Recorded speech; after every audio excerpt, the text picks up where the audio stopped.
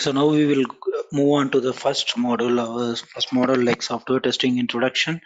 So in this model, you will learn like why is software testing? Why is software testing important? We have discussed it already many times. Like why software testing is more important in the for any software development. So why testers are needed in the industry? So why software testing and what is a software testing? Is if a fresher who is starting a career is going to start the career in software development or who software testing, or if someone is going to enter into software testing, this you guys can note down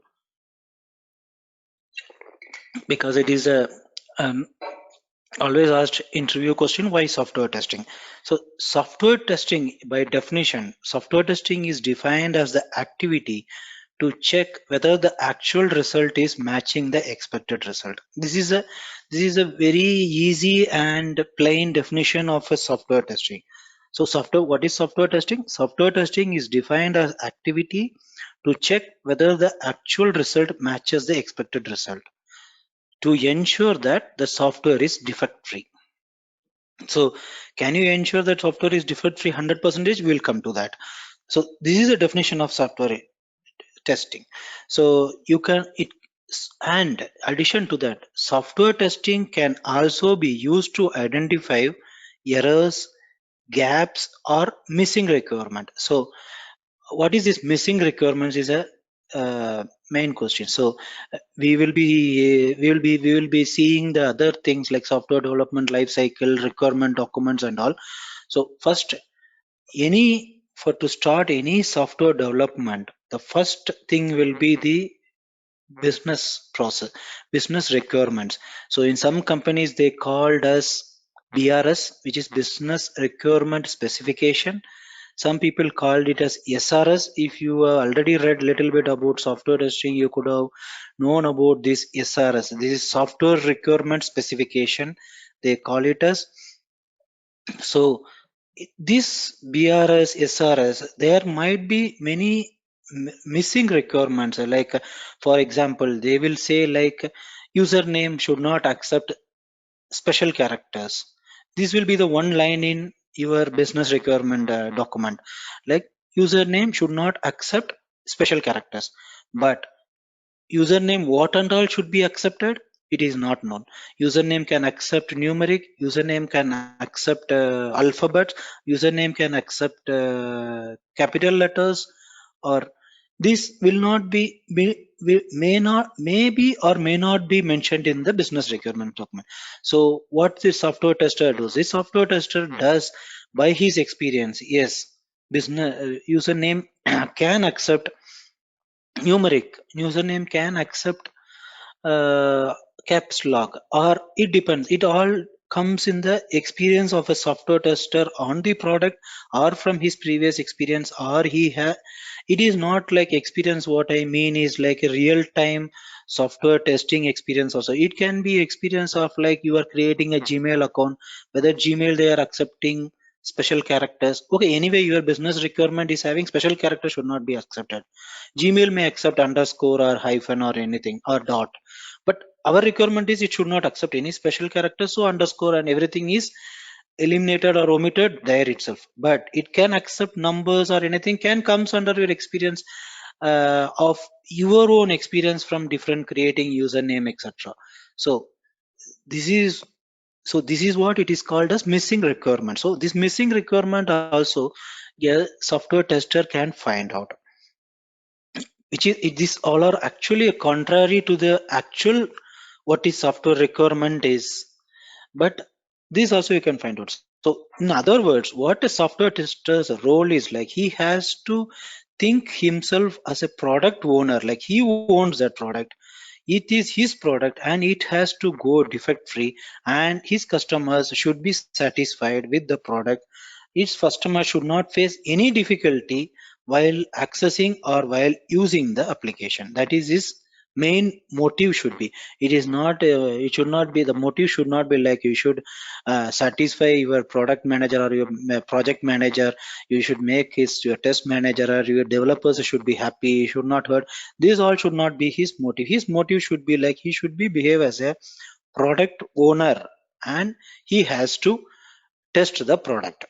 So what is testing? This is an importance of testing we have covered enough. Like what what happens if you miss a proper testing? I have shown you an example of that Bangladesh bank heist, Facebook and Apple Maps. All these things I have explained already. What if you don't do a proper testing, or what is the importance of testing of that? So our next is like what are the roles and responsibilities of a tester? So there are, as in any IT company, there are different roles and responsibilities for different person in different projects.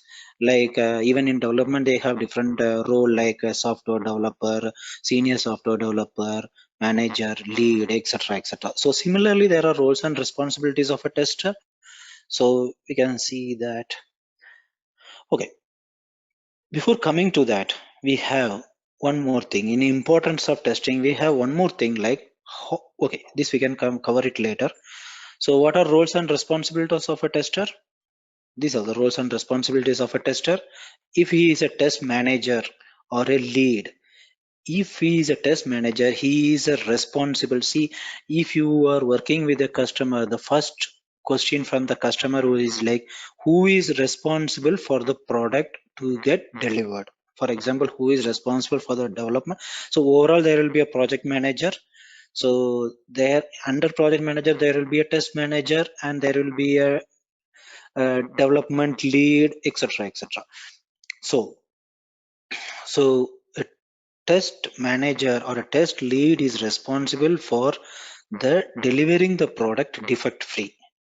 So other responsibilities, what are his responsibilities? Like he has he has to give his subordinates who should do what testing, who should be involved in what modules of testing, and different kind of testers he has to assign the different roles. See, for example, he can assign the roles, like if he has a junior resource, he will assign the testing activities of simple testing. And if he is a senior person, so complicated testing he will give it to him. So he is responsible for defining that activities. So all the test planning, the test lead is responsible. Like what is the estimation, how much time it will take, what are all we are going to do, what kind of testing we are going to do, what kind of testing and all we are going to adopt, like integration testing we are going to do, smoke testing, and these all comes in test planning. We will see a sample test plan later. So he is responsible for test planning.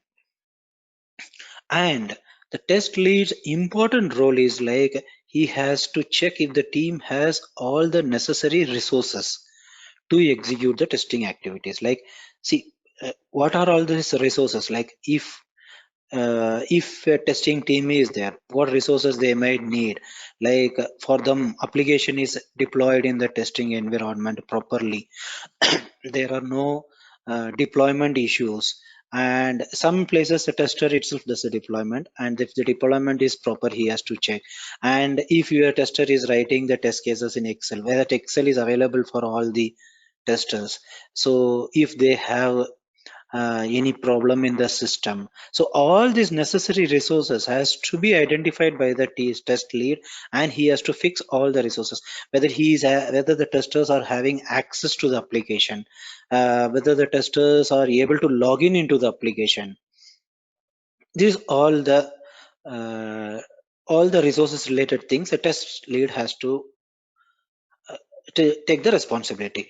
So and the main important thing is like he has to check whether the testing is going in hand.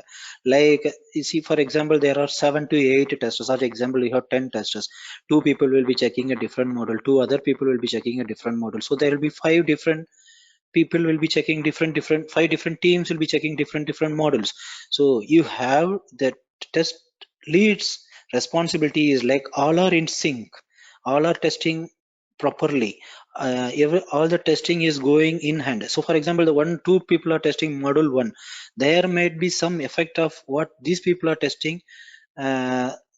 Something may affect module 2 who are testing there. So these all, it is going in hand, a test lead has to check. And the test lead's other responsibilities, like he prepares a status report. Some companies or some clients expect status report on daily basis, and some expects like daily basis as well as weekly basis. So different companies have different formats of giving this status report. And and all the testing activities, he will collaborate all the team members, and he should give. There will be different forms of a status report. For example, in my previous company, the test report should be in mail itself, like what we did today, activities done today, point number 1 2 3 4 5, and activities we will be going to conduct tomorrow, point 1 2 3 4 5, and what are the risks we faced today, and what are the issues which should be solved by today or tomorrow early morning, so that we can continue the testing. This risk also you should maintain, and if it is risk is high, then you should mention that in red color. So in my current company, it is like we have to send in Excel format. In some companies, it will be Word format. And most important thing is, when after this agile methodology came into picture, many of the status report has reduced, because everything can be tracked through agile wherever you are using maybe Jira. So, and the test leads main important thing is, I said you, like the test leads should testing people should act like the product owners. That most of the customer interaction happens from test lead or test manager, because they know the product. The customer need not know what is the coding happening there. They are using Java, Hibernate. The customer doesn't bother. Most of the customers, actually, some customers comes into like they want in this language only, but most of the customers doesn't bother like what technology, developing technology inside they are using. They are mostly, these interactions will be done by testing or test lead, because they know the application, they know the process. So they will interact with the customers, and to find out like if the customer has anything new, so they prepare a document for that and they share it with the developers. So if the customers want something new, if the customer is not satisfied with something, they do the interactions with customers. So, and he updates the project manager regularly, what is the status, what is the progress, etc, etc.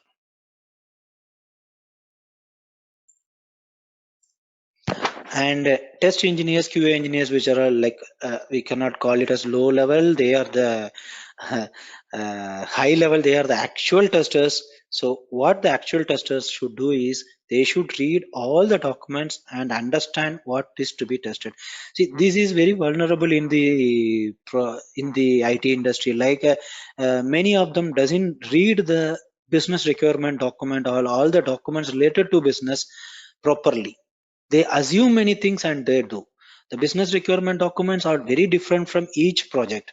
So we have to read all the documents very carefully. And if you have doubts in any of the lines of the document, if you have a doubts on any of the functionalities, you have to clarify that with the customer, whether what you have understood from the document is correct or no, because developers will not understand the document properly. Mostly this happens with the developers, because testers will have some time to read the documents, because but the development has to start immediately. So they will not read the documents fully. They will assume, or they will interact with the customers here and there. They will assume few things and they will start development. But the testers should not do that mistake, because they are the very critical. If they test wrongly, then it is going to screw up many things. So testers has to read and understand all the documents very carefully and very clearly. And if you have any doubts, you have to clarify with your test lead or project manager, or with the product owners, or with the customer, which you can call. And based on that information which has been in the business document, you have to decide how we can do the testing. So the testers normally will have a meeting. They will discuss how we can proceed with the testing, how what kind of testing we can do, how it can be tested, and even they discuss about the estimation, how long it will take, etc, etc. Like, and exam it's what we saw in test leads responsibility, like he has to make sure like all the resources are available for the team members. So these team members responsibility is like they have to say the test lead what are all they need, because test lead also might miss something, and there will be different kind of testers who may require different kind of resources. Some might require like I want Excel, some might require like I want Chrome, because customer wants to test in Chrome as well. Some testing will be like only in Internet Explorer. So these kind of resources what they need, they have to inform the test lead, and they should start developing the test cases. That developing the test cases is the sole responsibility of the uh, I mean the tester. And they have in the test case you can see like there will be priorities. Which is the first priority? It will come from business requirement document, or it will come from the experience of the tester. So what testing has to be prioritized first? For example, there is a insurance application, for example. So what will be the first in insurance is like add a customer. If some customer has come and approached and he has taken the insurance plan, so what he has to do is add a customer. So that will be the first priority, like adding a customer without any issues. That will be the first priority. So you have to define the priority of all the in from the user defined document. That is the responsibility of a tester. And after the product developed and the product came for testing, etc., etc., all the software development life cycle finishes in the before testing. And when it comes to testing, and you have to prepare the test case, you have to report the defects. So there are many defect tracking tool. The most used in the market is now Jira, and some people have Bugzilla, and some uses QC itself. So most widely used is Jira. I can show you Jira a little bit in the later when we are discussing about that. So he has to define, when you are raising a bug, you have to define the severity, priority. What is the difference between a severity and what is the priority, we will see in the later. And he has to define that. And so release number 1 happened. In the release number 2, his responsibility will be carry out regression testing, and when changes are made and code is being fixed. So this is the roles and responsibilities. Next comes like principles of software testing. I hope everyone is clear about the roles and responsibilities of a tester and senior testing team, QA lead or senior tester, etc. And mostly testers, like a QA tester and the senior QA tester or senior test engineer responsibilities will be almost same. Maybe it will be expected like a senior test engineer should be doing more testing and more complicated testing, and he should not he or she should not miss many bugs related to a normal a QA tester who is a fresher or who is having less experience. So principles of software testing, it is very important. Some people say like these principles of software testing we don't follow in our company. It is a myth. It is just as a reference or just as a different reference, or we use just for the interview purpose. It is not used much. So principles of software testing is not required. It is just a myth, they say. No, it is not a myth. We not a myth. It is not only for reference or an interview question. We use them in practice. It is very important to use them in practice. Otherwise, your testing, we will have many problems, or your testing will not be defect free, or you will miss out many testing. So one principle of software testing is exhaustive testing is not possible. So what this means by this exhaustive testing is not possible. So any software, if you can ask like if this software is 100% defect free, no, you cannot guarantee that. If this software is match 99% or 98% defect free, you can achieve to some extent. Or if this software is matching all the requirements which is defined in the requirement document, yes, you can do it 100%. But if it is 100% defect free, is not possible. So exhaustive testing is not possible. Like if you think like there is an application, or for example you can take it as Gmail application.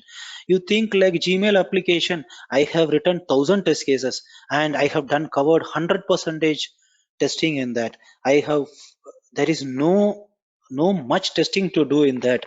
You can never ever guarantee that or never ever claim that. Yes, you cannot do 100% testing on everything. You can do, you can analyze the risk. For example, inbox, if someone sends a email, if it goes to inbox, if someone sends a, if you are sending a email from your Gmail account, whether it is going to the other Gmail account, these kind of testing is like risk testing. These kind of risk all can be covered. The risk can be covered 100 percentage. You can do much testing, but 100% testing is not possible, which is what I meant to say. Like exhaustive testing is not possible. Then comes one important thing is like defect clustering. So what is defect clustering is very important. See, if you take any software application, if you take any application or uh, there will be like 80% of the bugs in that application will be in the 20% of the modules. I repeat, 80% of the issues or bugs will be almost in the 20% of the modules of the application. This is the universal fact, and it is what is most of the application is like. So in the 20% of the application will have the 80%. How I will say one example, like, see, for example, uh, you have an application. It is a simply like add a customer, add a customer's age, etc., add a customer's address, etc. Most of the test cases will not fail.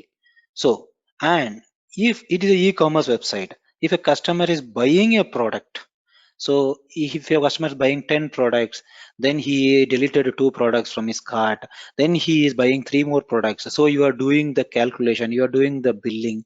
So these all are the very vulnerable part in the testing, like this billing, this calculating all the billed amount, all the products purchased. These are the modules which will mostly fail.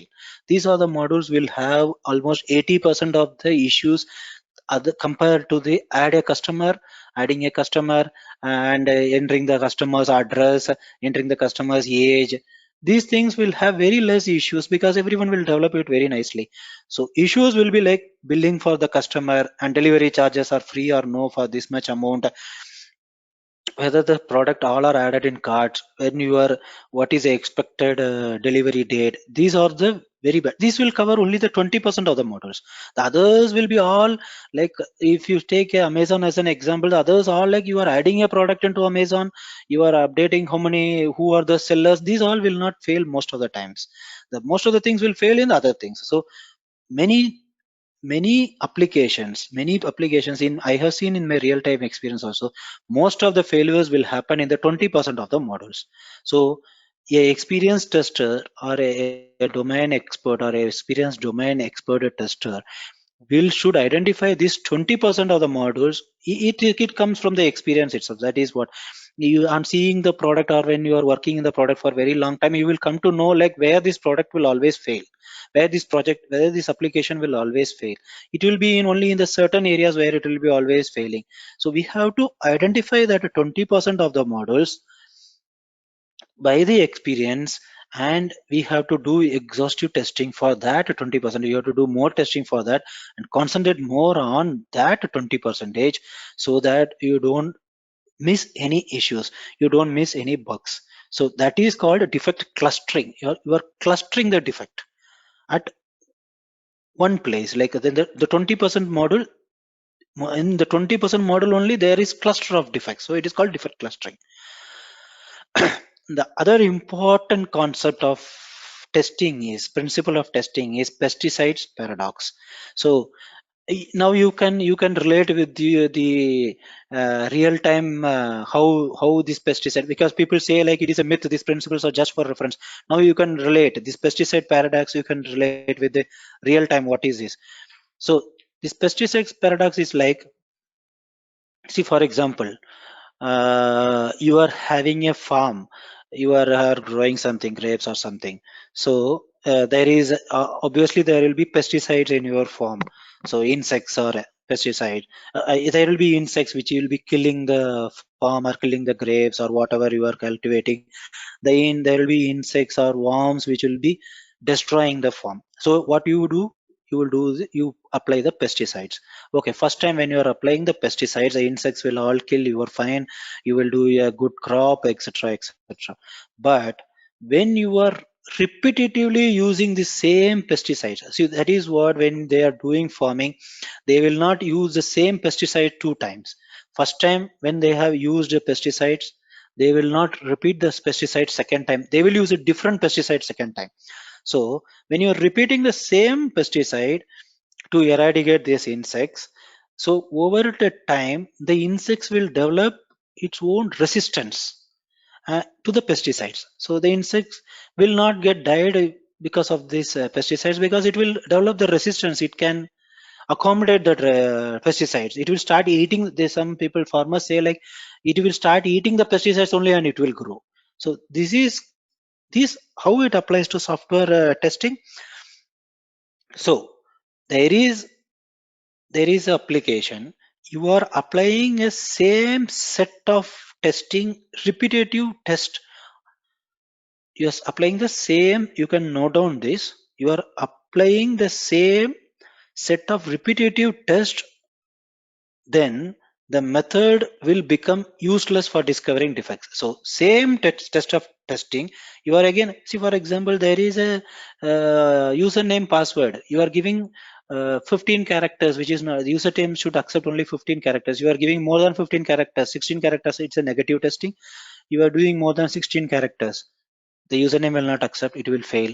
You are giving less than 15 characters, it is accepting. Username you are giving special characters and testing, it is giving error. It username you are giving numbers, it is giving error. So these all you have tested these exhaustively in release 1, release 2, release 3, until release 10 you are going on testing this, there is of no use. It will not find any bugs because it is not going to change. So this is called pesticide paradox. So, and if you are doing this, like this repetitive test, you are going on doing, and if you claim that everything is working fine, it is a wrong, it can never be, and this application is not bug free. Okay. So, how to overcome this? So, your test cases has to be very regularly, it should be renewed, reviewed, and revised. So, you have to update your test cases as I mean, in very constant period of time. You have to regularly review and revise, and you have to add new test cases or delete some test cases which are not no longer required, and you have to add different kind of test cases. Just use username as an example. The main application or the application in real time will be very complicated, so I just used for a simple sentence. So you have to add new and different types of test cases, and you have to revise your test cases in constant interval of time to find more defects.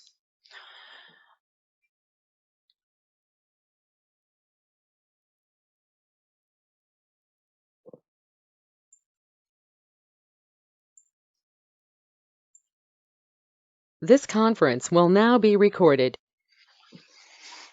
So we have to so these testers cannot always depend on existing test techniques. Always you have to go on revising your testing technique, how you are doing it. Okay. And so even though after doing this much, you cannot claim your product is 100% defect free, your product will have defects. So you have to test in such an extent like you don't risk the product, or you don't leave any major things in the product. So even if all this sweat and hard work in testing, you can never claim the product is bug free. That is what I am trying to say here. So to add value to my what I'm saying is 100% defect free, you cannot say. You can see a video, you can search, simply Google like video of the public launch of Windows 98. You can just go through that. It will be available in YouTube. So do you guys think like that Microsoft will launch a product without doing that much testing of their OS, such a reputed company? Yes, they would have tested everything. You can see their Microsoft uh, launch of Windows 98. In their public launch, the Windows 98 will crash.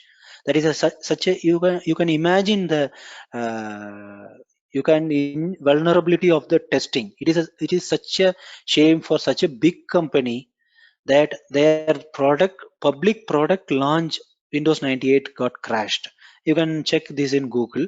So that is what I'm trying to say. Like, you can never say like your product is defect free, and you cannot raise your collar like my product is 100% defect free. Okay. So this is one. Then testing shows a presence of defects. Uh,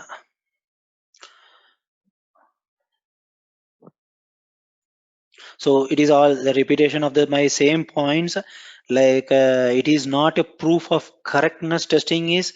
So but you can work extra hard always, like to be 99% defect free, so that your customer is happy. And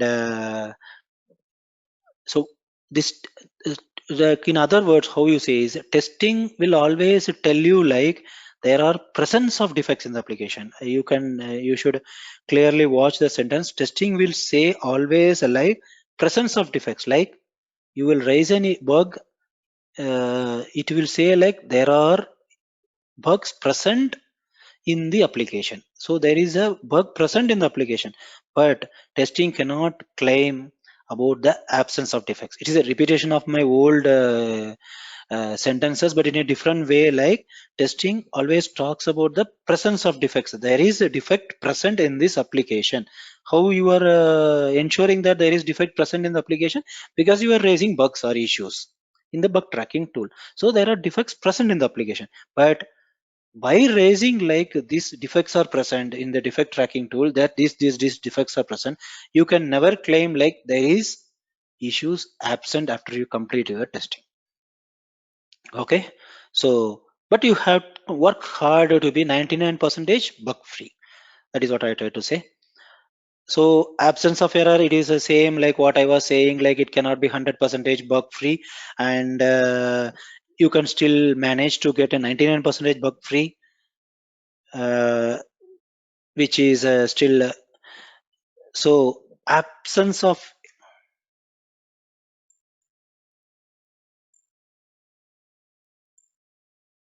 This conference will now be recorded. So next concept is like absence of error. So what this absence of error means, like so you have tested an application and it is 99% bug free or issue free, or there is 99% bug free. So still the product cannot be in a reusable condition. Why? You are saying like a project is 99%, a product is 99% bug free, but again the product cannot be usable at all. It cannot, it is still unstable. In other words, how we can say is like uh, the product is unusable. I mean, after you are saying like 99% it is bug free, also the product may become an unusable product. It is because this can be because the system which is tested thoroughly, a tester has done a good job. The tester has made the product 99% bug free. Really, he has made, I mean, but 99% bug free, but still the product is, why it is unusable? Because the system is tested thoroughly or very nicely for the wrong requirement. The requirement itself is wrong, but the tester has done a 99% thorough testing and everything is fine, but the product cannot be used because you have tested or tested with their wrong requirement. So the absence of, so where we are contradicting with the previous thing, like we are saying like 99% is a good testing, but here even 99% you have tested, you have 99% you have tested as a issue free application, still it is a fallacy error. Absence of error is a fallacy. You can note down this: absence of error is always a fallacy. So if the product is still be not usable, so we cannot say like there is absence of error in a application. So always you have to read the system specification document or business requirement document very thoroughly, and you have to have many meetings. Like what if you are seen in many companies, when the initial stage they will have a lot of meetings, people will get exhausted. You should have many meetings. If you have a small doubt also, you have to clarify with your product owner, and you have to make sure like the requirement what you are testing is always correct. You cannot make a mistake of testing with the wrong requirement. Is always ensure that your requirement is correct. I'm repeating this because this is the common mistake happens throughout the software industry.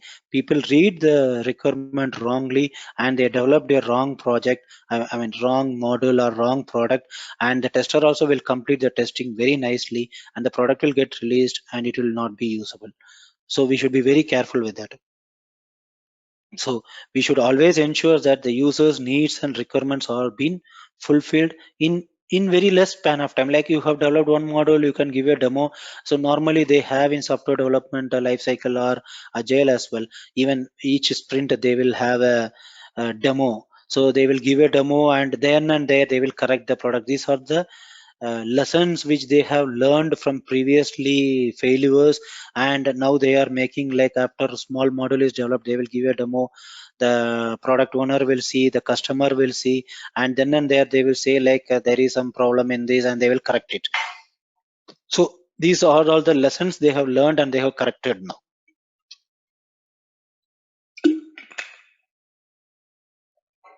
So for this absence of errors, now what comes next to overcome this absence of error? What we are doing is now early testing, which is what I mentioned now.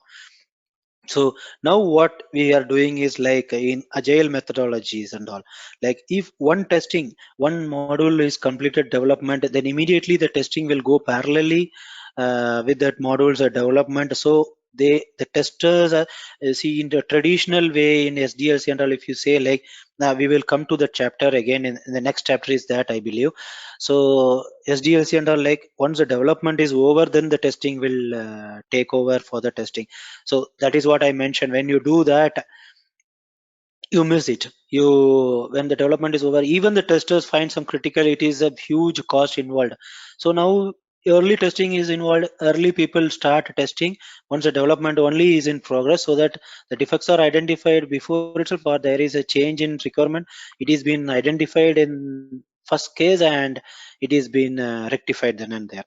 So and the last point is not last but not least point is like testing is context dependent.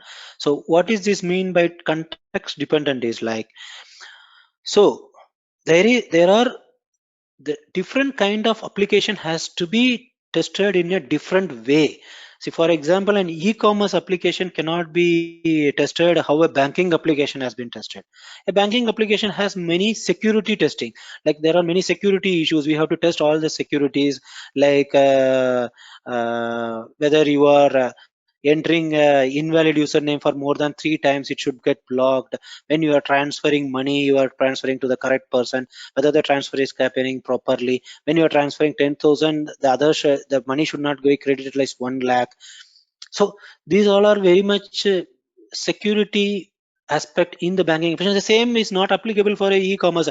E-commerce, when you are paying, you are buying some 4 5 products and you are paying for the products, whether there also security comes, whether the account has been, whether the user's account has been debited from the money, it has been debited properly and deposited in the Amazon, for example, Amazon's account. These all are we will do in. So a e-commerce website cannot be tested as a banking website or a normal application which is being used by less number of people. Like for example, for some application there will be only like 10,000 users. Only 10,000 users will be using. But Gmail kind of application there will be crores of users.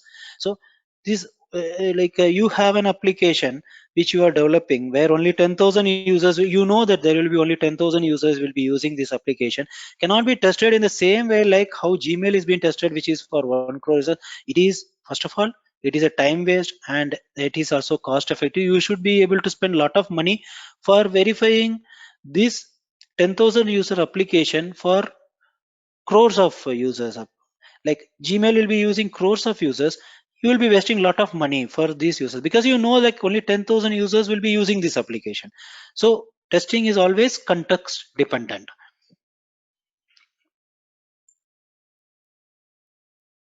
So different kind of application will be needed different kind of testing. That is what I meant to say. Like so you cannot test your local you have in your application there is a email email inbox, etc., same like Gmail, but your application only 10,000 to 20,000 users will be using. You need not test drastically like how Gmail you are testing, because Gmail will be using crores of users. That is what I meant to say.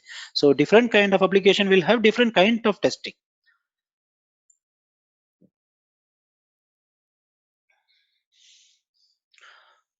So what is quality? I think you all should be knowing by now. Quality is a product should be defect free. It is the same definition almost like software testing. And there is another thing called quality which we will cover later. So how much testing is enough? You can never define that how much testing is enough. So it is only like you can stop the testing when the time is when the testing duration is completed and the product has to go live. Yeah, without making sure like there is no risk, there is no major issues, there is no major bugs, there is no major risk bugs which you should not go. Obviously you should not send a product like that. You have to extend the project to be deployed or go to live, or you have to finish in the timelines. So when the timeline is over, the testing is done, or when all the test cases are covered, or all the when the requirement specifications, what are in the requirement documents which you have converted into the test cases are being all covered, and that will be the that is only we can say the testing is enough. If you see the other way, like if you want to make the product defect free or you are going on testing, testing is never enough. We will be going on doing that. What is the difference between manual and automation testing? I said in previously itself, manual testing is like you are doing the testing manually, and nowadays people don't call it as mostly manual testing. If you go into IT, you can see they call it as functional testing. uh, so manual is little weird word in IT now. So what is manual testing, what is automation testing? I have first it's said like manual testing, automation testing can never replace a manual testing, because now in this agile we have discussed about this early testing. When you are doing early testing, you cannot write a automation code. We cannot do a automation code that fast. Like you cannot when the developer is developing, there will be 10 developers developing, there will be 5 automation testers. You cannot develop automation that fast, because automation requires a lot of coding planning, and you would have heard about a framework.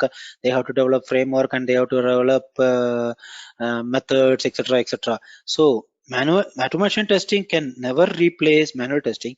Automation testing is mainly used for regression, and that too regression is mainly like as you have discussed, like there are 10 releases until 8 releases. When you are doing manual testing for these first 8 releases, when you are doing regression testing, first you have to understand it is like the testing done in the previous releases, or the functionalities which worked in the previous releases.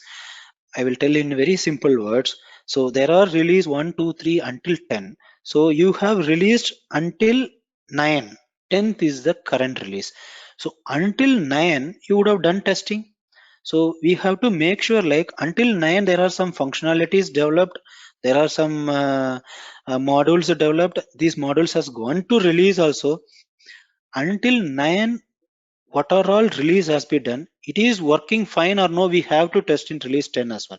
Because when you are fixing some issues in release 10, or when you are developing something in release 10, something would have got broken which is being delivered in release 5. So something might have got that it might be related to something which has been we have delivered on release 5. So in we when you are not doing the regression testing from release 1 to 9, so you will never come to know, like 10th release you have done some changes which has broken some functionality of release 5. So it is very risky. After it goes into production, it becomes a big issue. So when release 10, you do your regression testing from release 1 to 9. So the testers will have a regression test cases. So they will be doing very fast these regression test cases. Like there will be many test cases for release 1 to 9. You would have done you would have written hundreds of test cases. So it is very difficult for a manual tester to do all the regression testing from release 1 to 9. So they have observed, like, the testers cannot do, because there will be hundreds of test cases, and within that time limit the testers will not be able to do, and the testers started skipping many test cases. So it is creating a lot of issues. So that is what this automation testing concept comes. So what they do is from release 1 to 8 or 1 to 9, they develop, they do in automation. So whenever the release 10 is going to be tested, they run the automation script. So this tester's time is saved to test all the functionalities of release 1 to 9. So it becomes easy. It saves a lot of time. Automation, you run it at the night and you see it in the morning. Yes, automation, as a tester, you have to learn automation as well. You have to learn which are all automations very good in market now, like QTP, Selenium. There are many frameworks also coming, Cucumber, etc., etc. So manual tester, it is better to learn automation as well. But if you say, like, you are already a manual tester, if you say, like, because of automation my job will go, that is never going to happen. So for the release 1 to 9, they develop the automation code and they run at the night. And automation also has many challenges, like if there is some changes in the application, then it will fail. That the automation tester has to fix that code, etc., etc. These all are there. But what is manual testing and automation testing is this, like, up to release 9 they will run the automation. So release 10, the manual tester will execute the release 10 test cases. So how a automation testing can replace manual testing? It cannot be possible, because release 10, a manual tester only has to do it. In 99% of the companies it is happening in that way. Like the manual automation test, I can say 100% or so. Automation tester only have to, at a manual tester only have to do the release 10. So maybe the manual tester's size may reduce, because if you want to do the testing of release 1 to 9, you might need lot of testers. So if you do automation, the manual testers size, instead of 5 manual testers, the manual testers size may reduce to 2. So that is what I said, like, if you are if you are going to be a tester, you have to learn automation testing as well, to to be like sync in the market. Otherwise it will become more difficult. When you are doing your experience, you have to become an automation tester as well. But yes, but manual testing is not going to over. You will be always be required a manual tester. But it is better to learn automation tester, so that most of the companies you prefer now, like, you have to be a manual tester as well as an automation tester. So that release comes, you have to run the release 1 to 9 regression test cases, and you have to do the manual testing as well. So you have to learn what is a different kind of testing. What is regression testing? I have explained. There are many types of testing which we will be going on through. I hope you have understood what is a regression testing. So automation testing is mainly focused on regression test cases, regression testing, so that we will save time. And automation testing has helped to reduce the manual testers, because before you could have seen, like, many companies, more than the developers there will be testers, because it will be a maintenance project. It will be going on release 20, 21, etc. So up to release 19 there should be regression testing done, and it may be a high risky project. If, for example, ICICI banking application is there, you cannot ignore a regression testing of release 1 to 19. because it is a highly high risk project. Like money is involved, banking application.